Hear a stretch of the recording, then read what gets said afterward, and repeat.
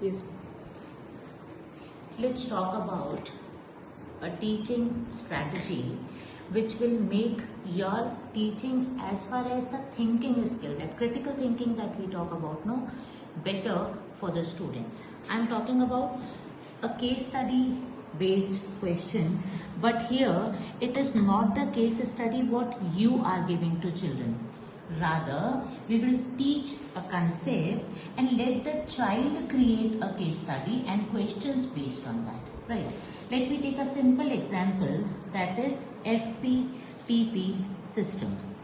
Now, in class 9th, when you teach elections, then FPTP is a type of election, first past the post system. Means who gets the maximum votes will be the winner. It's a very simple concept, right? So, suppose in one country, you have 25 seats in parliament, and for this elections A, B, C, 3 political parties are contesting the elections.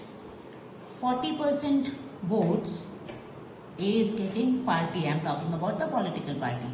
35% B is getting, and in that case rest 25% C is getting. So according to this, A is the winner. This is FPTP system. Now, when I taught this concept, I took the example that suppose you have a population of 1 lakh. That is the population. Okay. Now, out of which only 80% people voted. This is how I taught this concept in classroom. So, there was a country with the parliamentary seats of 25. 3 parties contested for parliamentary elections, and out of the total votes that were casted, not population, okay. So, suppose 80% people voted. That means how many voted? 80,000 people only voted. Out of 1 lakh, 80,000 people voted. Now, moving ahead, out of this 80,000 who voted, party A, who is the winner, got 40% votes. Correct. So, how many total votes? Actually, 32,000 votes. The winning party is getting 32,000 votes out of 1 lakh population. That is the consequence of FPTP system. Out of 1 lakh people, 80% voted. Out of 80,000, 40% was the winning party share. So that means the party who has got 32,000 votes out of 1 lakh of population is winning the elections. Seriously, we can see a flaw over here, right?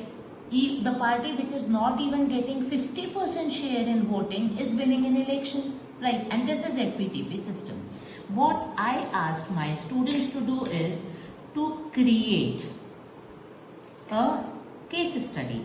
So what instruction I gave? See, it is very easy to say you have to create a case study based on what I have taught you.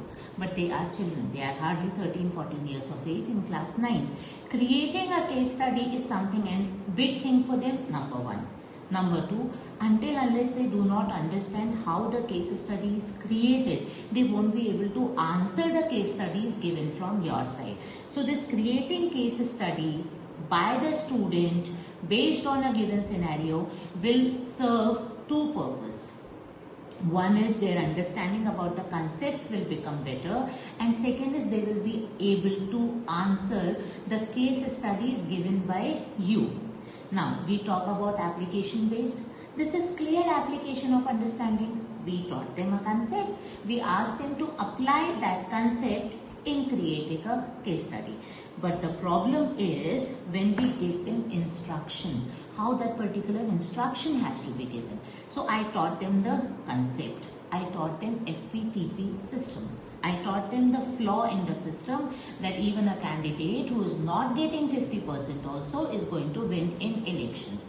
Now you have to write a paragraph which is describing this scenario along with the data. Number one, that is what I told.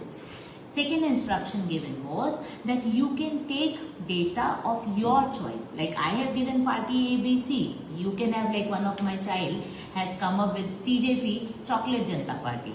She used the names, her own names, and one party name was Chocolate Janta. That will be more relatable for them. And when they are related with the concept, they can of course create better. After that, let them take their vote share and all. And then I asked them, you create it as a story. There was a country, this was the scenario, this has happened.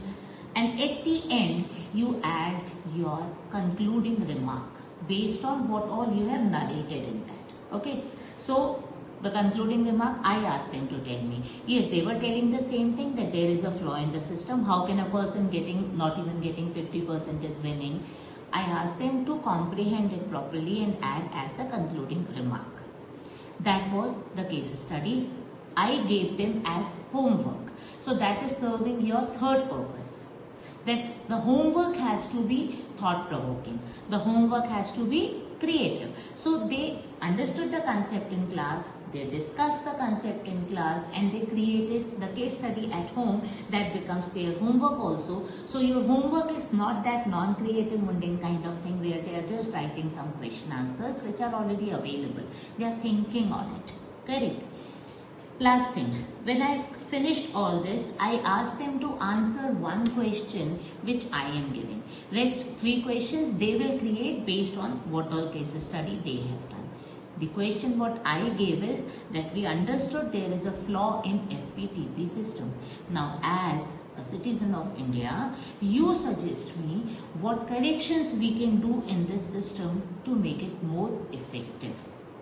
Now understand very clearly here.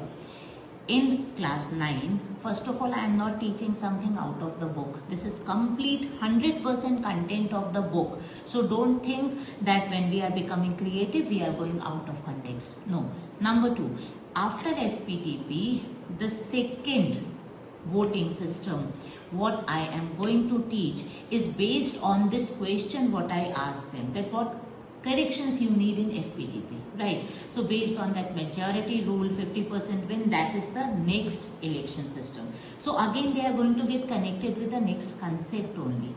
So just creating one case study will give you the benefit of understanding of concept, letting them apply the knowledge what they have gained, creating a creative thought-provoking homework, and a problem solving skill where they will come up with their own solution of a real life problem as a citizen of India. Isn't it fantastic?